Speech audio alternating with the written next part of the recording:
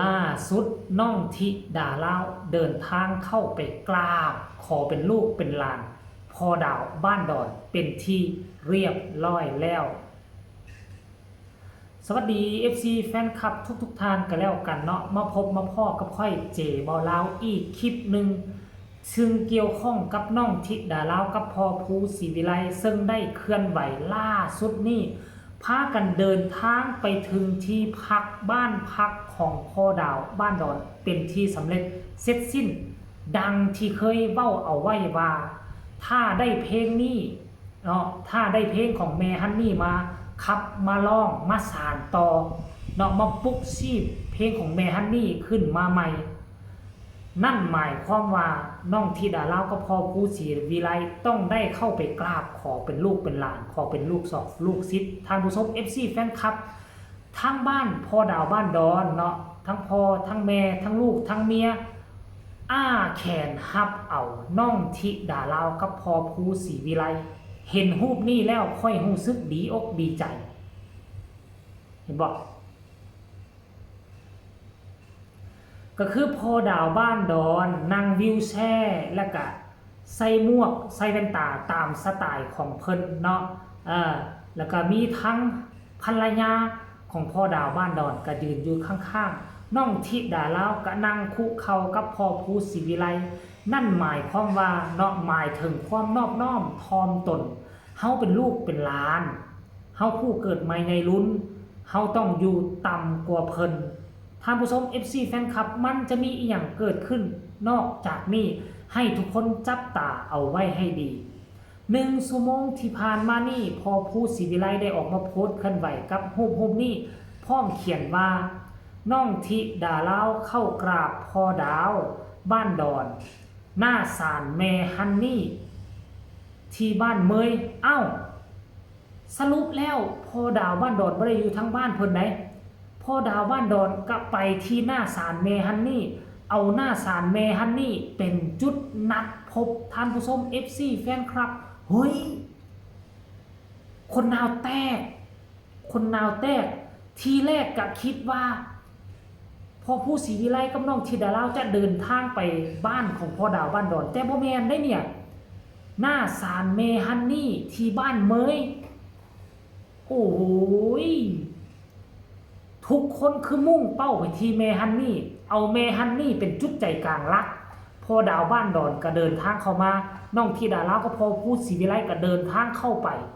ปห่วมดวงใจกันไปกราบเป็นลูกเป็นหลานกราบพ่อดาวบ้านดอนยังบ่พอแล้วก็จะไปกราบศาลแม่ฮันนี่ขอขมาลาโทษขอขมาลากรรมขอเอาเพลงของเพิ่นมาทำใหม่เฮ็ดใหม่อัดใหม่กะหวังว่าจะเพิ่มบุญบารมีของแม่ฮันนี่เพื่อจะโด่งจะดังแบบคนอื่นเขาบ้างซะนะน้องธิดาลาวมันเป็นนิมิตหมายอันที่ดีบ่คิดบ่ฝันว่าพ่อดาวบ้านดอนนอกจากเว้าแล้วจะลงมือกระทำพร้อมจะเฮ็ดพร้อมบางคนก็เว้าไปปลาแล้วบ่เฮ็ดจริงแต่พ่อดาวบ้านดอนเว้าแล้วลงมือกระทำเว้าแท้ทำจริง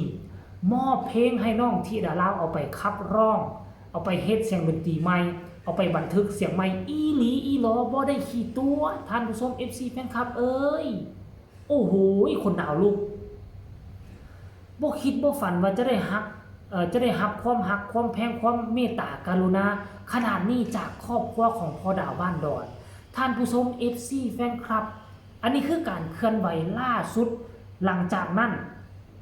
แฟนคลับของน้องธิดาลาวกับพากันไปถล่มคอมเมนต์ใส่ต่างๆนานาเดี๋ยวเจบ่ลาวจะไปอ่านสู่ฟังกันแล้วกันเด้อคอมเมนต์นี่เพิ่นบอกว่าดีใจแทนน้องธิดาลาวและพ่อผู้เด้อว่าซั่นเป็นอีหยังที่ปลื้มปริ่มมากว่าซั่นเด้คนต่อมาบอกว่าสาธุเด้ออีลาว่าซั่นพี่อ้ายปล่อยค่อยผู้หนึ่งเด้อนั่นว่าซั่นงงเด้พี่อ้ายปล่อยค่อยผู้หนึ่งเด้นั่นอ้ายดาวบ้านดอนว่าซั่นเนาะคนลุกเลยว่าซั่นสาธุ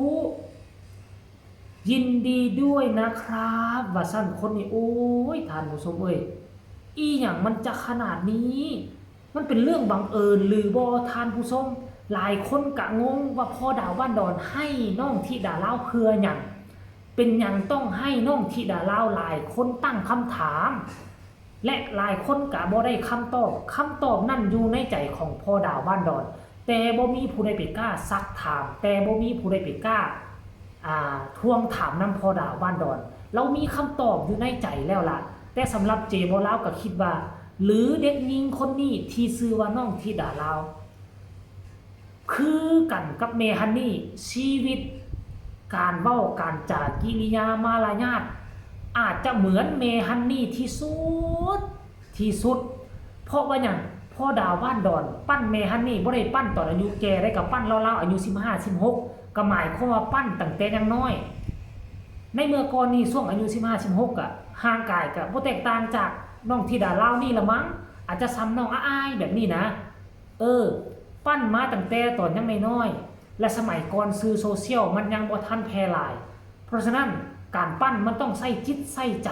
บ่มเพาะมันมีความผูกพันในเมื่อเพิ่นเคยเลี้ยงเคยดูเคยปูเคยเสื้อเคยดูแลแม่ธิดาลาวบนแม่ธิดาลาวแม่ฮันนี่มาก่อนและเพิ่นเห็นน้องธิดาลาวในครั้งนี้ในเวอร์ชั่นนี้เพิ่นก็ระลึกถึงเมฮันนี่อีหลีหรอเพิ่นจึงตัดสินใจ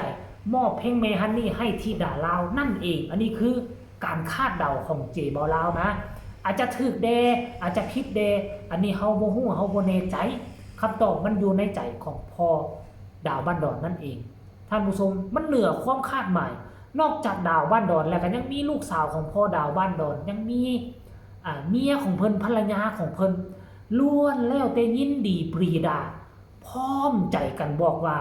เพลงของแม่ฮันนี่มอบให้น้องธิดาลาวเอาไปคับห้องไม่หมดเฮ้ยสาธุเอาเถอะแม่ยกมือท่วมหัวเอาโลดบ่ฮู้แนวสิเว้าหมดคำสิเว้าคำว่าบุญวาสนานะคนอื่นมีเงินมีคำอยากได้เอาไปห้องอยากได้เอาไปเป็นเพลงของตนเองแต่ก็บ่สามารถเอาไปได้เพราะเจ้าของเพลงเพิ่นบ่ให้แต่ว่าน้องธิดาลาวจักเป็นไผมาแต่ใส่เจ้าของเพลงเพิ่นให้มันก็เลยได้ง่ายๆมาเลยทานผู้ชม FC แฟนคลับก็ขอให้โด่งๆดังๆเปรี้ยงปังได้ไปกราบเป็นลูกเป็นล้านได้ไปกราบเป็นลูกศิษย์ลูกหาของพ่อดาวบ้านดอนแล้วก็หวังว่าตอนนี้ไปหน้าจะโด่งจะดังคนจะฮู้จักหลายขึ้นกว่าเก่าฝากคลิปนี้เอาไว้เนาะฝากคลิปนี้เอาไว้ในอ้อมอกอ้อมใจ FC แฟนคลับอีกคนนึงก็แล้วกันใครมีคำตำหนิติชมคำคิดคำเห็นส่งข่าวมาใต้คอมเมนต์สำหรับคลิปนี้สบายดี